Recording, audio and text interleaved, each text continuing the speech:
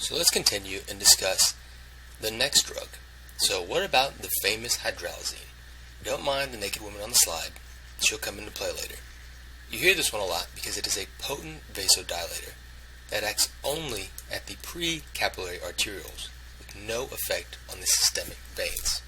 That is something we absolutely must know. Let me repeat that for you. It only inhibits vasoconstriction of the pre-capillary arterioles with absolutely zero, none, nada effect on the systemic veins. Hydralazine in your mind should equal vasodilatation of these pre-capillary arterioles. Never think venodilation. So no veins. Nope. So how does this drug work? Well, it works by increasing cyclic GMP within vascular smooth muscle cells. An increase in cyclic GMP means that we will bind sites and cause a conformational change in the inhibitory components and liberate protein kinase G, therefore causing an increase in protein kinase G activity. So now that we have an activated and liberated protein kinase G, it will go and just add phosphate to things that it is designated to phosphorylate. It will phosphorylate a very important receptor called the inositol triphosphate, or IP3 receptor, that is actually found on the sarcoendoplasmic reticulum. Remember, the sarcoendoplasmic reticulum is the structure that holds a bunch of calcium within the cell. Now, if we phosphorylate this receptor, it is inhibited. So the net result will be a decrease in the activity of the IP3 receptor.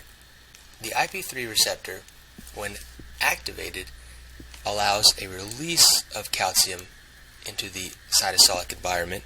But in this case, we gave hydralazine, increased cyclic GMP, gave the ability to protein kinase G to phosphorylate this IP3 receptor, and therefore we inhibit this IP3 receptor stimulated release of calcium from the sarcoendoplasmic reticulum. So again, you will have less calcium efflux out of the SR into the intracytosolic environment. With less calcium in the cytosolic environment, you will have less vascular smooth muscle contraction, and your vessel relaxes and dilates. Again, this is at the level of the pre-capillary arterioles. There have been some studies that have suggested that hydralazine activates some potassium channels to allow efflux of intracellular potassium. Remember, we're losing a positive ion into the extracellular environment, which hyperpolarizes, aka shifts the cell to a more negative resting transmembrane potential. But I wouldn't really necessarily worry about this if I were you for your exam.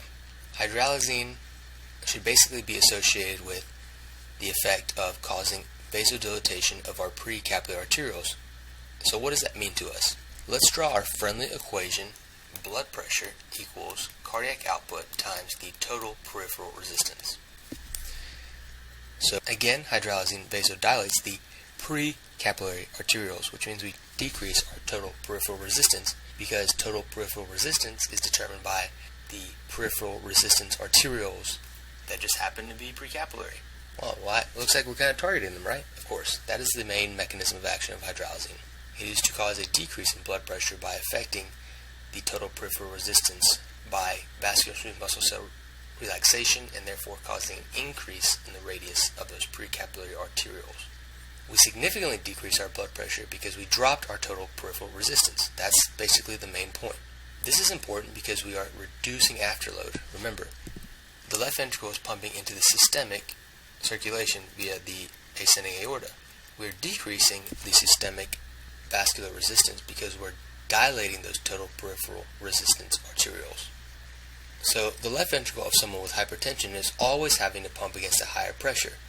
So if we drop it for them with some hydralazine, it will decrease some of the work and oxygen consumption of that myocardium. So why do you think you frequently administer a beta blocker with your hydralazine? Well, think back to our baroreceptor reflex that was mediated by cranial nerves 9 and 10. We just caused a huge drop in the patient's blood pressure by vasodilating with hydralazine. Do you think that this will decrease the frequency that those stretch receptors, particularly the mechanoreceptors in the aortic arch and carotid sinus, are stimulated? You can guarantee it. we decreased our total peripheral resistance, which caused a decrease in the blood pressure, which will activate our baroreceptors. The receptors themselves are activated in the sense that they are hypostimulated because they are stimulated by transmural pressure. The receptors send an electrical signal, and if there's a decrease in the frequency of the electrical signal, this will be perceived as a drop in blood pressure. So, in summary, you will activate the baroreceptor reflex after you give someone hydralazine because there is decreased stimulation of the mechanoreceptors, therefore activating the baroreceptor reflex, which activates our sympathetic nervous system, and we try to compensate by increasing blood pressure, by increasing the cardiac output, because the increased sympathetic nervous stimulation will cause beta adrenergic stimulation of the heart, and that is why we give a beta blocker to directly prevent this reflex sympathetic activity. So do you think you want to give hydralazine to someone with angina or coronary artery disease if you have the risk of he or she having compensatory tachycardia? Absolutely not. You need to keep those myocytes from increasing their metabolic consumption of oxygen. Someone that is having angina or has coronary artery disease already has problems with perfusion and adequate oxygen delivery to their myocardium. If you give them a hydralazine tablet, it's going to drop their total peripheral resistance by vasodilating arterioles.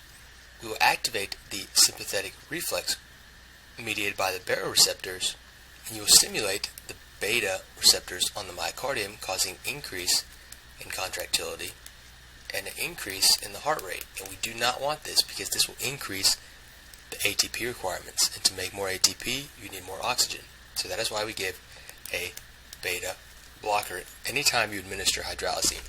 You particularly want to avoid the terrible idea of giving them hydralazine if your patient is suffering from coronary artery disease or an anginal event. This is because they're using up all the oxygen that is barely being delivered through their atherosclerotic coronary arteries. So some of the toxicities or side effects of this drug are particularly high yield. Some are very easy to understand because they're directly related to the mechanism of action of the drug, which is vasodilation of arteries, precapillary arterioles. Remember that. So the fluid retention, the nausea, and the headache are all related to arteriolar vasodilation. Examiners might ask you about how vasodilation of the meningeal arteries produces headaches. So this is directly related to the meningeal arteries being excessively dilated. Examiners might ask you how the vasodilation of mesenteric vessels can lead to nausea, and how dilation of precapillary arterioles, particularly in the lower extremity, can cause a peripheral edema. And finally, this woman that has been staring at us comes into play. We can see the side effects illustrated by this woman on the slide. This is the big drug-induced lupus-like syndrome that hydralazine is famous for. And again, she is here to illustrate some of the side effects. Before I explain this to you, what is the antibody you look for to differentiate a drug-induced lupus from other types of lupus? So say it with me here: super high yield anti-histone antibodies. Now this is probably one of the most important points of this hydralazine slide. This was definitely on my step 1 exam, and you must know this because people actually will present in your clinic at some point in time with drug-induced lupus. Okay, so there are some individuals that are slow acetylators. And remember, acetylation is a type of way that we metabolize drugs via hepatic enzymes. So they are slow acetylators, and this means that they have a decreased activity of the hepatic enzyme N-acetyltransferase. It makes sense. The name tells you that you are transferring acetyl groups onto some sort of drug. And if you are poorly doing that, you are slow at acetylating the drug. That is why people that are slow acetylators are particularly susceptible to this drug-induced lupus. But how? So does this mean something to us? Is this valuable for our step 1 prep time? You bet it is. If you cannot metabolize this hydralazine because you're a slow acetylator, you can't break down that hydralazine in the liver fast enough. other parts of your body are going to have a shot at breaking it down. So activated leukocytes will attempt to break down hydralazine with enzymes such as myeloperoxidase. So your white blood cells are going to say, well, I got myeloperoxidase. I'll break down this hydralazine myself. The problem is that when you're using methods like this, you break down hydralazine into very reactive metabolites instead of the neutral products that would be excreted via the hepatic metabolism. So the metabolites produced by alternative metabolic pathways, such as in leukocytes, create very highly charged metabolites, and these metabolites bind proteins. Can you tell me a protein that would be particularly bad to create antibodies to? Well, I'll give you a hint. These metabolites are highly charged. Now, would they be negatively or positively charged if they wanted to bind to histones? Well, DNA is the very electronegative structure that histones wrap. Histones are therefore positively charged. So the metabolites that these leukocytes produce are extremely negative, and they go and bind these histones. What happens is that you get a compound of a metabolite bound to a histone. Histones are proteins that are found in all cells of the body except red blood cells because they lack a nucleus. Another particularly high yield fact regarding histones. Our immune system will see these weird metabolites bound to cellular components such as histones, and it will start producing antibodies. Therefore, anti-histone antibodies are diagnostic of drug-induced lupus. You cannot say that enough. But can you name an important type of functional protein that these abnormally created hydralazine metabolites will be bound covalently when our immune cells come across it? Again, histones. It all should make sense, right? I hope so.